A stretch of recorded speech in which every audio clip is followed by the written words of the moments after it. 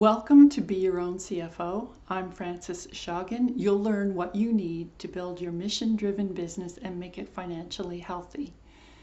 In this series, we're talking about the roles that a CFO takes in your business. We've already talked about systems and information gathering.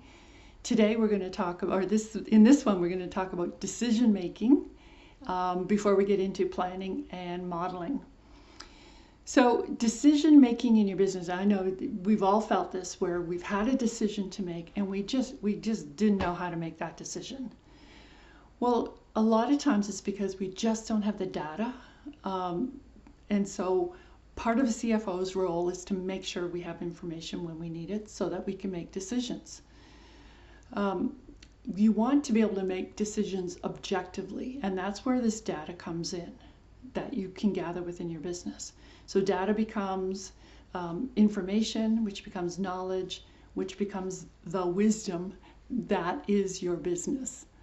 So decision making, there is a process for decision making, and let's kind of go over that right now, right? So we start by framing the question or framing the decision that has to be made. How you frame it is really important and will make a huge difference in the answer that you get.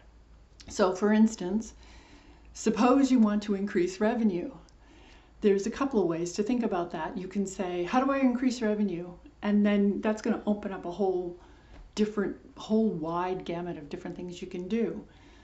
You could say, how can we get more customers? And which may not be the problem, quite frankly. Usually if you're trying to increase revenue by getting customers, either it's really early and you just haven't gotten there yet, or there's other problems in your business. So I would say if you're going to be going for more revenue, your best and most obvious solution is to delight the customers that you have. So you can see the difference in the way that we framed all of that. It's all going towards, we want to increase our revenue. But by thinking of delighting your customers, it changes the way you're going to go about it. I'm not saying that's the best solution. If you ask me, that's where we're going to start. But framing the decision is the good start. Then you gather data, and that can be everything from asking your customers what's important to them. What do they want? What do they want more of? What would they like less of? Ask around other business owners. What do you do when you're trying to delight your customers? So you can gather data, gather options from wherever you can get the information. Then you put that all out on the table. I do tend to spread out on a table when I'm looking at things like this, and you assess it. So you're assessing it based on what are the resources you have, what's important to your customers, what's important to you, what are the capabilities of your team. So you're assessing it against what is already there and what's available. Then you do some testing and modeling. We're going to get deeper into testing and modeling later, but this is where you test sort of some options. You've narrowed down some options and now you want to test them. And you can test them by implementing them with your customer, or you can do a model and pretend. So, suppose we do this, and then think it through, or create a model and see what would happen.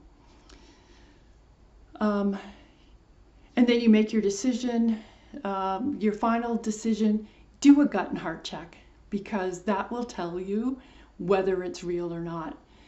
You do that after you have objectively chosen your options, and then you do a gut and heart check. It's no use picking the one that you think is the best one, even though you hate it. Don't do that. So in one case, I had a client, and she had she was scaling her jewelry business and going wholesale. She was selling in retail shops, and it was okay. But then when we framed it around, is this the life you want? It changed the conversation that we had. And what we did is we framed the decision, we gathered the information, we did some financial projections, we looked at some options, and she ended up choosing a very different direction. What she found is that she would much prefer to go to music festivals and sell her jewelry at music festivals. So now she and her husband travel the country doing what they love to do and paying for it in that way.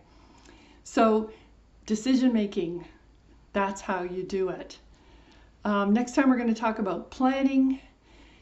If you got some value here, please subscribe. If you know of other business owners who could use this information, please share it with them. If you have any questions, drop them into the comments below, and or have a look at the description where there's going to be some links and resources. Keep making the impact you want, knowing that your business is financially healthy.